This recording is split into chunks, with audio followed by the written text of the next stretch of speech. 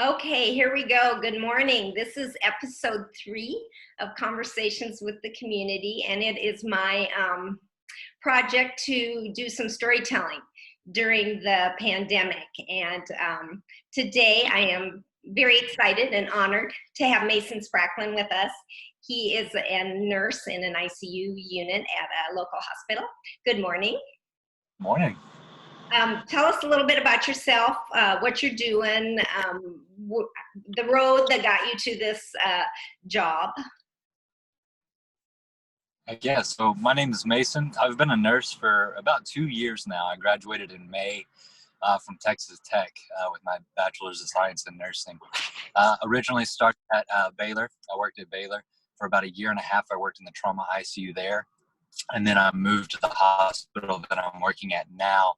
The hospital I work at now, we have 2 ICUs there. So our ICU has turned into the COVID ICU, and it's been that way for about 2 months now. So yeah. Sounds like a tough go, right? A tough initiation into the world of nursing, right? Certainly. I mean, after 2 years, I've gained a little bit of experience, but I guess what we're going to talk about today kind of gives us an idea of what we're dealing with right now. So, unlike anything I've ever experienced, but I know that we'll get to that. So. Mm-hmm. Well, tell me what a typical shift looks like in the ICU and how maybe now it's different than it was prior to this health crisis. So I was kind of reading the questions that you had sent to me, kind of some of the questions that you'd be asking me, and I read this one, and I was like, how am I going to answer that one? Because jobs as an ICU nurse, like if you were to go online and look up the job description of an ICU nurse and all that we do, as an ICU nurse, you juggle so much and you have to deal with so much. And a typical day for an ICU nurse caring for a critical patient looks different every day. It really depends on the acuity of the patient. But a typical day would be doing assessments, talking to physicians, being able to titrate medications, life-saving medications, being able to care for patients on the ventilator, just doing everything it is that you know how to do to save someone's life, and knowing exactly what to look for and what to assess and how to intervene and how to do bedside procedures with physicians. So it's really across the board, just so much stuff that you have to do as an ICU nurse.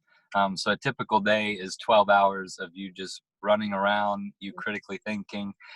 It's as much emotionally and physically and mentally draining as anything I've ever had to do.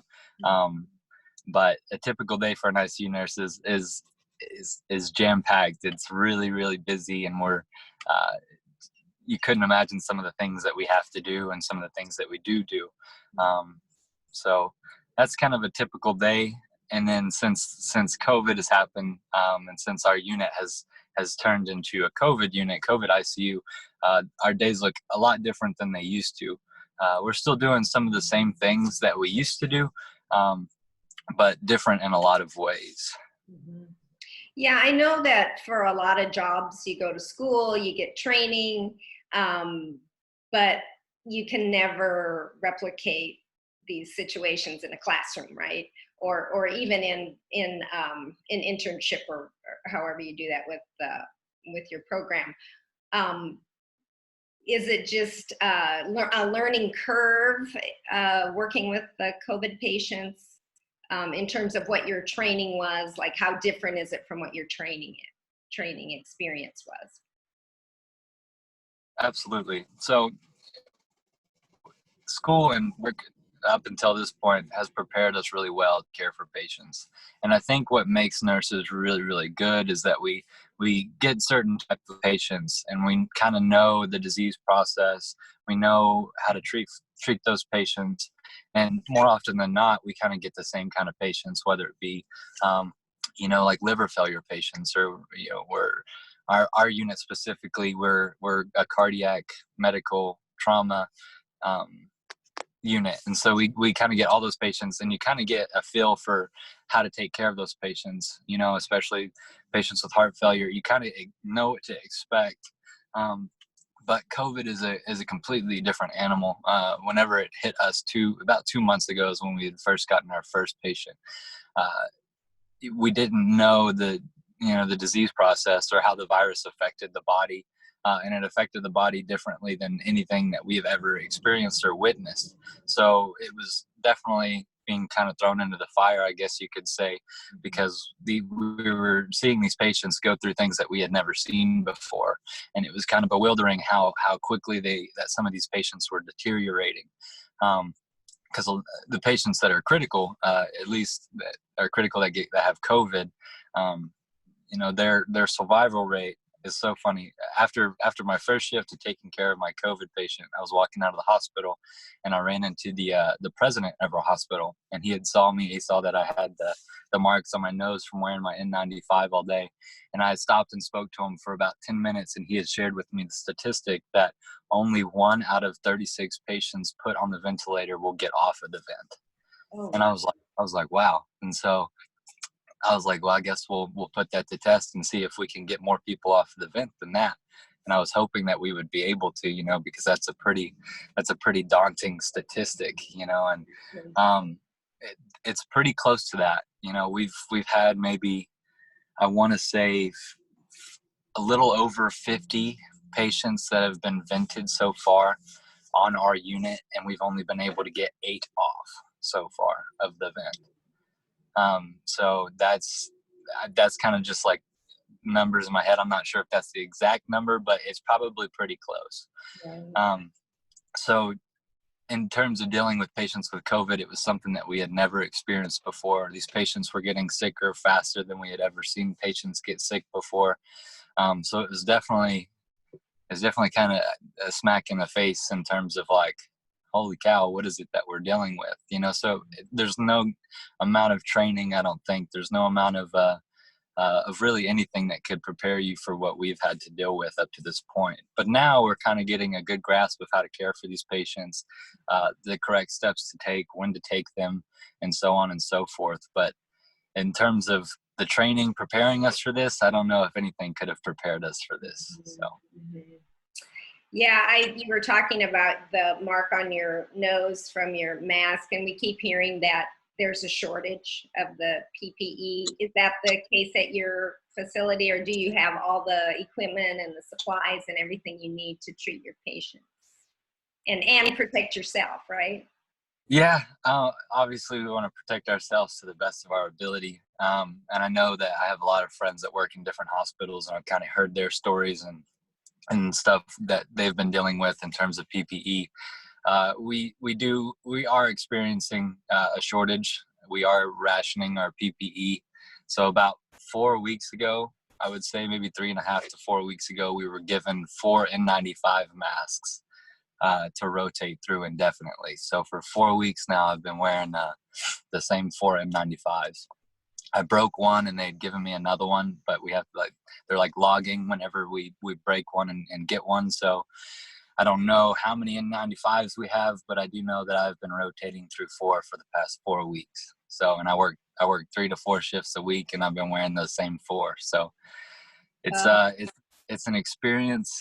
And I hope that soon that we can get more N95s. I don't know who's in charge of that or what, but we are experiencing a shortage of PPE in that sense. But we do have everything else that we need in terms of resources to care for these patients. The medicine is there, the vents are there, everything else that you can think of is there for us to treat those patients, except for our N95s and surgical masks. So. Yeah, I hope that shortage is relieved soon, and in the future, there's better planning for making sure that medical facilities have that. Yeah. So I know that this has got to be, you mentioned it, physically and emotionally exhausting. So what do you do to get through that? And do you have any special self-care tips? I know you're going out for a hike today. Yeah, it's my day off. I'm heading out to go to a hike right now just to kind of get some fresh air and clear my head. Yeah, I try to care for myself as much as I can on my days off. but I don't really know how to cope with everything that I've seen. I have my family that I talk to, and FaceTime them, and I call them, and they definitely help me. And having my coworkers with me help me too, because they're experiencing some of the same things that I'm experiencing, obviously. So, but it has been the absolute most physically, emotionally draining things. I've seen so many. I can't even begin to really explain. I know one shift in particular comes to mind when I think of being emotionally and physically draining. Uh, I was a task nurse back in COVID Island, is what we call it. So we have a designated part of our unit now. So our unit's a 36-bed unit. And we started shutting off part of the unit for COVID patients only, and we had a makeshift wall that would kind of create negative pressure. And they put scrubbers in the unit, and it kind of just keeps.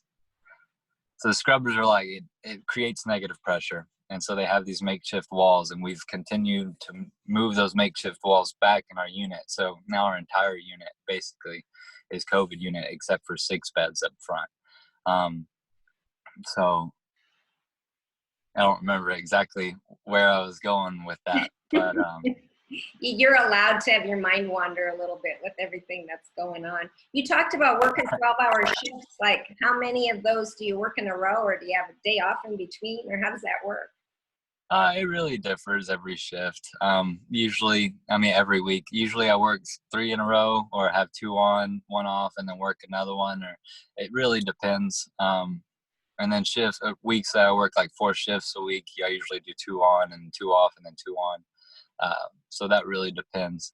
But I do remember where I was at, Sharon. I was Okay, talking good. about I was talking about one day that was pretty emotionally and physically draining for me. I was a task nurse back in COVID Island, and basically that our job as a task nurse, if you're back there, is just you're going around and helping every nurse do basically anything if they need help. So if we're intubating, you get all the supplies that you need to go in there to help intubate, or if you're putting in lines, you help the nurse get all the supplies to do that, and you go in there and help. Or if a patient codes, you're in there helping with the code. So as a task nurse, you're kind of floating all over the place. You don't have a patient on your own. You're just helping take care of all the patients. And that day in particular, I remember it was before 1 o'clock. I had already took 3 trips down to the morgue to take patients down to the morgue. And I remember that was pretty early on. I think that was about the second week that we had the COVID unit open. And I remember thinking, this cannot be a trend, because I cannot keep doing this. So in terms of being emotionally and physically exhausting and draining, that shift for me was one of those days. I remember we had intubated 3 people that day, and they were able to call their families and stuff before having been intubated. And I remember the guy asking me, like, what are my chances of me getting off the vent, or how long is it going to take for me to get off the vent? And due to statistics, and at the time, we were still learning treatments, I had to be honest with him and tell him, dude, I don't know. I don't know if you're going to come off the vent. And he was like, are other people coming off the vent? And I said, the success rates that we've been hearing, it's like 10 to 11 days on the vent. So if you go on the vent, that's probably how long you will be on it before we're able to get you off. And I was like, and even then, I don't know if we're going to be able to. And so that day, I specifically remember like 3 people calling their families and stuff before having been intubated. And it was just the hardest thing. Like, talking about it makes me tear up. So. Yeah, that was one of the questions I had, because this is such a unique experience in terms of communicating with family and having patients be there by themselves, or with the medical staff and not their family. How does that work? What kind of technology do you use? So we have about like 3 or so iPads on the unit that we let families FaceTime their loved ones. At the beginning of this pandemic, I was just FaceTiming them off my phone and letting them talk to their families, or at least see their families while they were intubated. But communication with family has been a lot different than what it used to be. So I have family members calling me every single second of the day, while I'm trying to do patient care, and it's really hard to juggle those two. But I do know that those needs need to be met for those families, because they can't be there. So really, I'm just patient with the family members, and I try to meet their needs. And of course, the reaction you get from family members varies. You know, some are really, really mad and upset, and some are understanding, and most are just sad, you know. Mhm. So Mhm. uh, just having to tell family members, their patient, that their family isn't either getting better or getting worse has been challenging, but it's kind of becoming the new normal because we've been doing it for about 2 months now. So, uh, but that's probably been one of the hardest things, is having to talk to family and kind of letting them know what happened during the day, and you know, it either didn't look good or it's looking good, and hopefully it continues to look better. So that's been challenging. Mhm. Yeah, we were being told, especially at the beginning, that the most vulnerable people were, older people, people that had already had some sort of a health issue. Is that the kind of patients you're seeing? I'd say majority. I'd say the majority of the patients that we get do have some type of underlying health issues, and the majority of the patients that we're taking care of, do have multiple comorbidities, but with the exception of a handful. We've had several patients in their mid 30s, mid to upper 30s, who are healthy, who would be considered healthy. A lot of patients in their 40s or 50s who maybe were slightly hypertensive or slightly pre-diabetic or something like that. But there is, the few cases where it just kind of punches you in the stomach. I have some friends that are taking care of a patient who's younger than I am, and I'm 24. And that patient is in serious critical condition, and that patient is on ECMO and on a ventilator, and they've been on the ventilator for, I think, almost 2 weeks now, and things aren't really looking good there. But that person is younger than I am, and they're healthier than I am. So this virus is really, for some reason, it just affects certain people a lot worse than others. So I guess in the future we'll figure out as to why that's the case. But this virus is just unforgiving on some, and on others it doesn't take as much of a hit. So Yeah, it doesn't seem to be discriminating at all, does it? I not at think we all. heard that case of the 17-year-old healthy girl in Lancaster the other day. Uh, just such a tragedy. I'm 65 years old, so I've been staying very close to home. I go for my walk every day, and that's about it for the last 7 weeks. So, speaking of that, some of our local communities have been far more aggressive, some far more lenient in the rules that they're making. And now we know that tomorrow, some of the businesses are supposed to reopen. Do you have any thoughts on that? That's a hard one for me. It's hard for me to take a stance and a position there, because I know that if things do reopen, we're already almost at full capacity now, and I don't really know what we would do in terms of admitting more patients, or if they would get here and be like, sorry, our unit's full, you'd have to go somewhere else. And I don't even know if that's something that would happen, but I guess we will find out. Mm-hmm. But I have friends and stuff that are affected pretty greatly from not being able to work, so I kind of see both sides. I really do. But then it's hard because I don't want people to get sick, and I don't want to have to care for more people than I already am right now.